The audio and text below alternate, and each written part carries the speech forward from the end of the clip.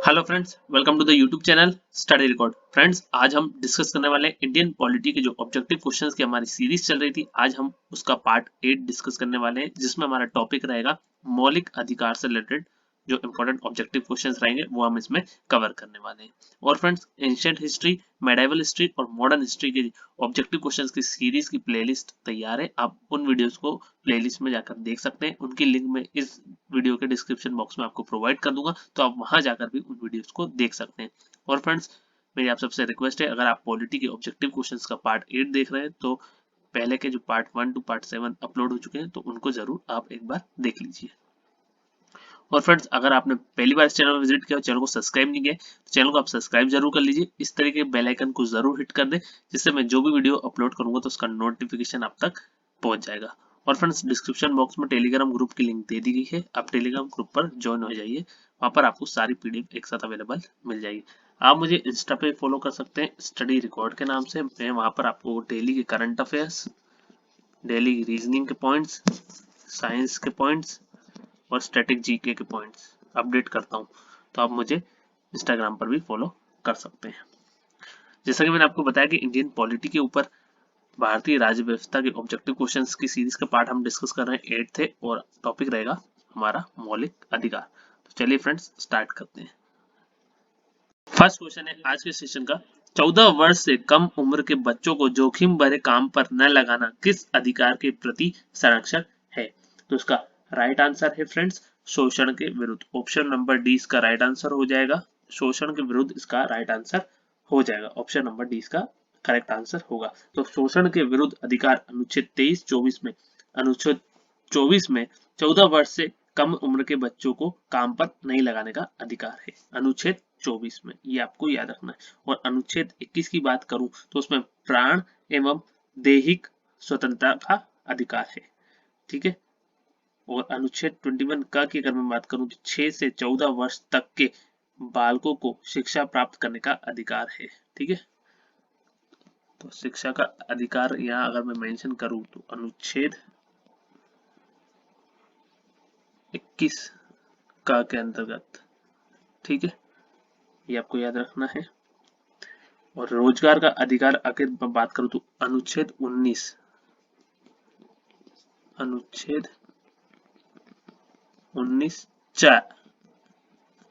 ठीक है, इसमें है भारत में कहीं भी रोजगार की तलाश करने का अधिकार, रोजगार का अधिकार मौलिक अधिकार नहीं है। ये अनुच्छेद 19 में है, 4 में। ठीक है। और शोषण के विरुद्ध मैंने आपको बता ही दिया है, अनुच्छेद 23-24 में। अनुच्छेद 24 में 14 वर्ष से कम उम्र के बच्चों को काम पर नहीं लगाने का अधिकार है। ठीक है, ये आपको याद रखना है। और प्राण का मैंने आपको बता ही दिया, प्राण एवं दैहिक स्वतंत्रता का अधिकार अनुच्छेद 21 में। तो ये आप नोट डाउन कर लीजिए, अनुच्छेद 21 में है। और इसका अगर मैं बताऊं तो 23-24 और अनुच्छेद 24 में 14 वर्ष से कम उम्र के बच्चों को काम पर नहीं लगाने का अधिकार है। आई होप आपको क्लियर हो गया होगा। चलिए नेक्स्ट क्वेश्चन डिस्कस करते हैं।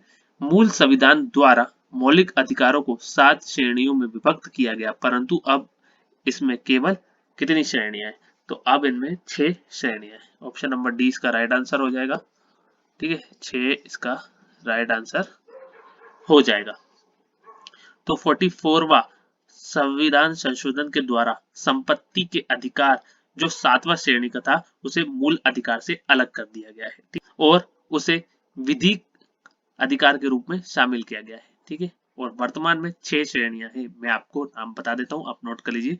पहला समानता का अधिकार, दूसरा स्वतंत्रता का अधिकार, तीसरा शोषण के विरुद्ध अधिकार, चौथा धार्मिक स्वतंत्रता का अधिकार, पांचवा अल्पसंख्यक समुदाय का शिक्षा एवं संस्कृति का अधिकार और छठा संवैधानिक उपचार का अधिकार। एक बार और रिपीट कर देता हूं, आप नोट कर लीजिए।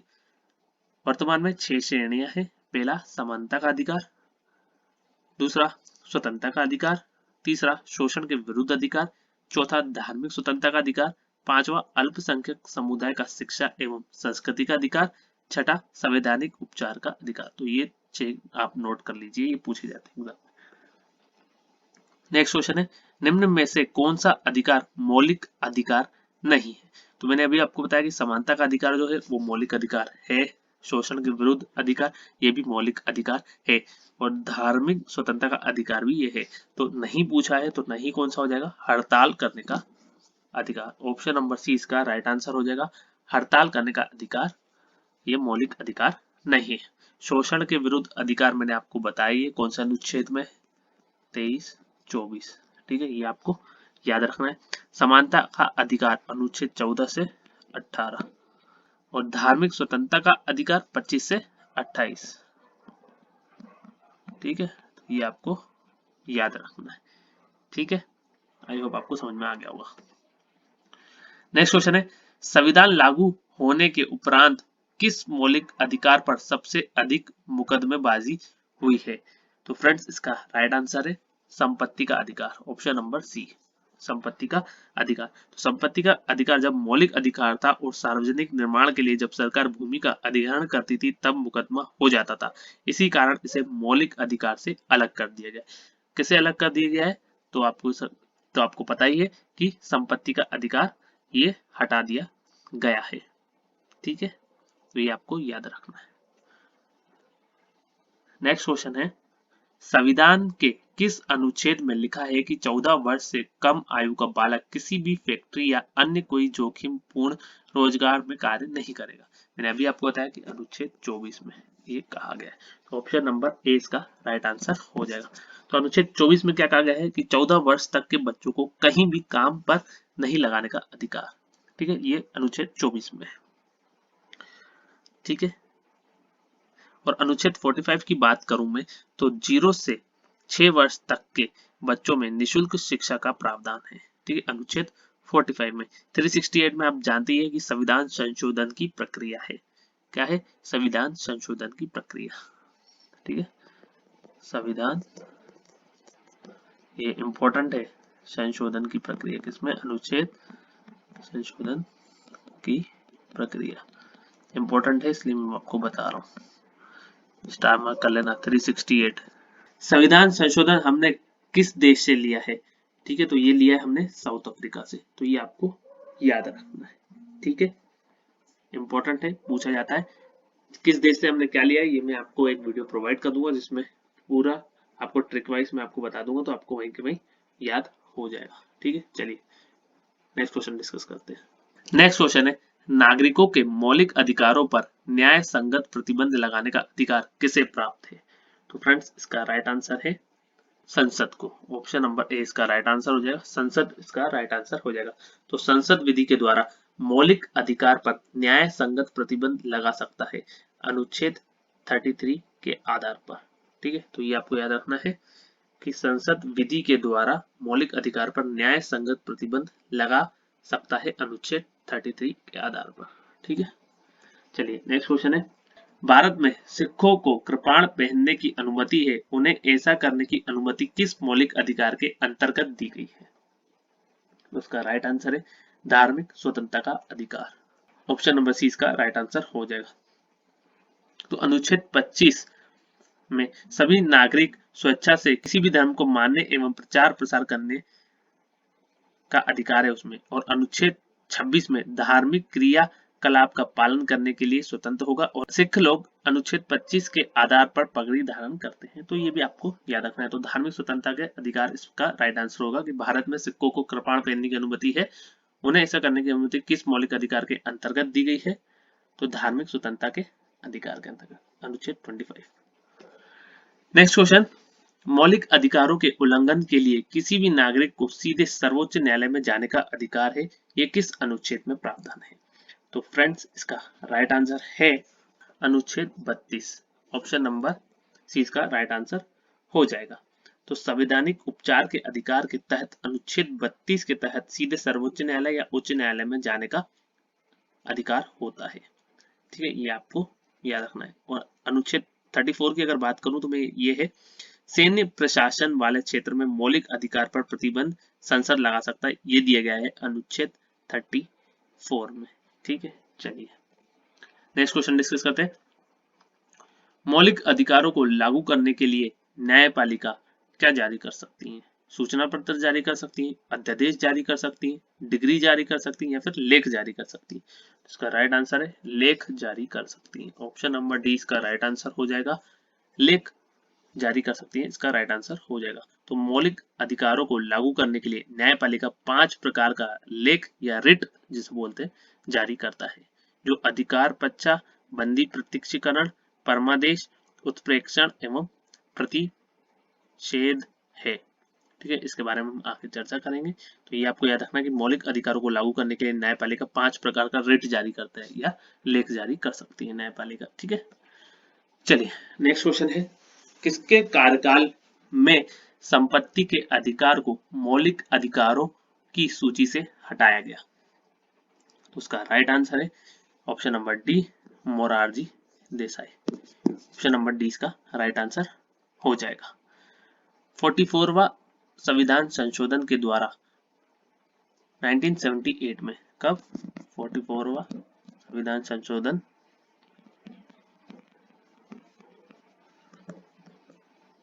1978, ठीक है 1978। यहाँ कितना है 4 और 4 और यहाँ से एंड में कितना है, टोटल कर लो आप 4 + 4 8, तो इससे आपको याद हो जाएगा 1978। ठीक है, 1978 में मोरारजी देसाई के शासनकाल में मौलिक अधिकारों की सूची से हटाया गया था। ठीक है, तो ये आपको याद रखना है। नेक्स्ट क्वेश्चन है, व्यक्तिगत स्वतंत्रता के अधिकार को सुनिश्चित करने के लिए नागरिक किस अधिकारी के पास जा सकता है? तो इसका राइट आंसर है ऑप्शन नंबर डी, डी इसका राइट आंसर हो जाएगा, सर्वोच्च न्यायालय तथा उच्च न्यायालय इसका राइट आंसर हो जाएगा। ऑप्शन नंबर डी इसका राइट आंसर हो जाएगा। तो व्यक्तिगत स्वतंत्रता के लिए सर्वोच्च तथा उच्च न्यायालय बंदी प्रत्यक्षीकरण लेख जारी करता है अनुच्छेद 32 एवं 226 के आधार पर। ठीक है, तो ये आपको याद रखना है, आगे हम डिस्कस करने वाले हैं। नेक्स्ट क्वेश्चन है, संविधान के किस अनुच्छेद द्वारा भारत रत्न, पद्मश्री इत्यादि अलंकृत उपाधियों की स्थापना की गई है? तो उसका राइट आंसर है अनुच्छेद 18। ऑप्शन नंबर 20 का राइट आंसर हो जाएगा। तो मौलिक अधिकार के अनुच्छेद 18 के तहत अलंकृत उपाधियां दी गई हैं। अनुच्छेद 26 की अगर मैं बात करूं तो धार्मिक क्रियाकलाप में भाग लेने एवं धार्मिक संस्था स्थापित करने का अधिकार है। अनुच्छेद 31 में संपत्ति का अधिकार था, जिसे 44वां संविधान संशोधन के द्वारा समाप्त कर दिया गया। ठीक है, ये आपको याद रखना है। चलिए नेक्स्ट क्वेश्चन है, निम्न में से कौन सा मौलिक अधिकार आपातकालीन स्थिति में भी नहीं किया जा सकता? तो इसका राइट आंसर है जीवन का आधार। ठीक है, जीवन का आधार जो कि है अनुच्छेद 21, अनुच्छेद 21 एवं अपने को निर्दोष सिद्ध करना अनुच्छेद 20 को भी कभी स्थगित नहीं किया जा सकता। ठीक है, तो ये आपको याद रखना है कि जीवन का अधिकार कब स्थापित नहीं होगा, वो स्थगित होगा। ठीक है, जीवन का अधिकार अनुच्छेद 21 एवं अपने को निर्दोष सिद्ध करना अनुच्छेद 20 में कभी भी स्थगित नहीं किया जा सकता है। ठीक है, ये आपको याद रखना है। तो यहाँ क्या होगा, स्थगित कौन सा नहीं किया जा सकता है? तो जीवन का अधिकार। ठीक है, चलिए नेक्स्ट क्वेश्चन है, संविधान प्रारूप समिति के अध्यक्ष डॉक्टर BR अम्बेडकर जी ने किस अनुच्छेद को संविधान का हृदय एवं आत्मा कहा है? ये आप सभी जानते होंगे, अनुच्छेद 32 को। अनुच्छेद 32 को क्या कहा है BR अम्बेडकर जी ने? संविधान का हृदय एवं आत्मा। अनुच्छेद 32 के तहत संवैधानिक उपचार के अधिकार को संविधान का हृदय एवं आत्मा कहा जाता है। अनुच्छेद 13 की अगर मैं बात करूं, जो कि ऑप्शन ए में मेंशन है, यह विधान मंडल के द्वारा बनाया गया कानून मौलिक अधिकार का असंगत हो तो वह उच्च तथा सर्वोच्च न्यायालय उसे रद्द कर सकता है। अनुच्छेद 21 आप जानते हैं प्राण एवं दैहिक स्वतंत्रता का अधिकार है। अनुच्छेद 51 में राज्य अंतर्राष्ट्रीय शांति व्यवस्था को बनाए रखे। ठीक है, ये मेंशन है। चलिए नेक्स्ट क्वेश्चन डिस्कस करते हैं, निम्न में से कौन सा एक मानव अधिकार भारतीय संविधान के अंतर्गत मौलिक अधिकार भी है? तो इसका राइट आंसर है शिक्षा का अधिकार। ऑप्शन नंबर डी इसका राइट आंसर हो जाएगा। तो 86वां संविधान संशोधन के द्वारा शिक्षा के अधिकार को अनुच्छेद 21 का के तहत मौलिक अधिकार के रूप में शामिल किया गया है। अनुच्छेद 21 का, ठीक है, ये आप नोट डाउन कर लीजिए। तो एक मानव अधिकार जिसे भारतीय संविधान के अंतर्गत मौलिक अधिकार भी है, तो वो है शिक्षा का अधिकार। इसका राइट आंसर हो जाएगा। ठीक है, चलिए। आई होप फ्रेंड्स आप सभी को ये वीडियो पसंद आया होगा। अगर फ्रेंड्स आपको ये वीडियो पसंद आया तो लाइक जरूर करें, शेयर करें अपने फ्रेंड्स के साथ, और स्टडी से रिलेटेड कोई भी व्हाट्सएप ग्रुप हो तो उस ग्रुप में आप इस वीडियो को जरूर शेयर कर दीजिए। और फ्रेंड्स अगर आपने अभी तक चैनल को सब्सक्राइब नहीं किया है तो चैनल को आप सब्सक्राइब जरूर कर लीजिए और इस तरीके के बेल आइकन को जरूर हिट कर दें, जिससे मैं जो भी वीडियो अपलोड करूंगा तो उसका नोटिफिकेशन आप तक पहुंच जाएगा। और फ्रेंड्स आपको वीडियो कैसा लगा ये आप मुझे कमेंट बॉक्स में कमेंट करके बताएंगे। अगर वीडियो अच्छा लगा हो तो आप एक लाइक जरूर कर दीजिए, जिससे मुझे मोटिवेशन मिलता है। Thank you friends for watching, have a nice day, thank you.